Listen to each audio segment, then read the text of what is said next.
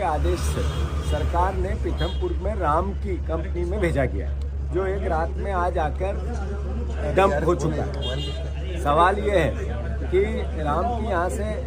30, 35, 40 kilometre, Indore से 30 kilometre दूर है, तो इंदौर शहर पे इसका असर क्या होगा? प्रदूषण नियंत्रण बोर्ड द्वारा प्रायोगिक निपटान की समस्त रिपोर्ट पुनः सुप्रीम कोर्ट में हमने प्रस्तुत की। इन समस्त रिपोर्ट में से स्पष्ट रूप से उभर कर सामने ये आया, इस कचरे के निपटान से वातावरण में कोई किसी प्रकार का नुकसान स्पष्ट नहीं हुआ है और माननीय उच्चतम न्यायालय ने सभी रिपोर्ट के गहन परीक्षण के पश्चात ही आगे बढ़ने के लिए और उसे नष्ट करने के लिए हमें निर्देशित किया। 10 टन इसलिए जलाया था कि इसके असर को चेक करना, तो असर हुआ। अब सवाल यह है कि इतना कचरा जलेगा या डिस्पोजल होगा या इसका किसी भी विधि से, वैज्ञानिक विधि से ये इसका डिस्पोजल होगा, स्वाभाविक है कि कम से कम असर हो, इसकी प्रयास सरकार करेगी। पर यशवंत सागर तालाब वहां से 27 किलोमीटर दूर, उस जगह से 27 किलोमीटर दूर, तो जब पानी का रिसाव 10 टन में 5 किलोमीटर 7 किलोमीटर के रेडियस को असर किया है, तो क्या यशवंत सागर में उसका रिसाव 1 साल में, 2 साल में, 5 साल में, 10 साल में होगा या नहीं होगा?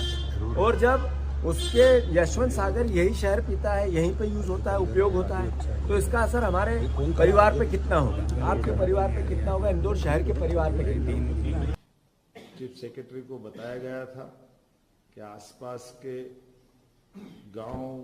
के स्वास्थ्य संबंधी परीक्षण, फसल की उत्पादकता पर प्रभाव, केंद्रीय जल स्रोतों के गुणवत्तापूर्ण परीक्षण, और तीनों विधाओं में पाया गया कि ये इस प्रकार की कोई भी रिएक्शन, कोई भी नुकसान, नकारात्मक परिणाम नहीं आए। तो इसका एक्सपर्ट्स जितने हैं उनसे जब तक इस बात का क्लियरेंस नहीं हो कि इसका असर कितना होगा, तब तक ये कचरा डिस्पोजल नहीं होना चाहिए। एक की कोई भी आशंका, कोई भी मन में प्रश्न, सारी चीजें योग्य वैज्ञानिक मार्गदर्शन में किया जा रहा है और उसी तरफ से आगे बढ़। इसके पीछे केवल और केवल लॉजिक ये है कि आज समय चला जाएगा, डिस्पोजल कचरे का किसी न किसी रूप में हो जाएगा, फिर 10 साल बाद क्या आने वाली जनरेशन पूछेगी कि उस समय के जनप्रतिनिधि क्या कर रहे थे, उस समय के जनता क्या कर रही थी, हमारे पत्रकार बंधु क्या कर रहे थे, विरोध क्यों नहीं हुआ, तो फिर अपने आप को हम दोषी पाएंगे। तो भोपाल हो, मध्य प्रदेश का कोई हिस्सा हो, देश का कोई हिस्सा हो, यशस्वी प्रधानमंत्री के नेतृत्व में विकास पर जनहितैषी, खास करके ऐसी कष्टकारी व्यवस्थाओं में सरकार को योग्य मार्गदर्शन संबंधित विषय के विशेषज्ञों के साथ जो मिलेगा, हम लगातार उस पर ठोस निर्णय लेंगे।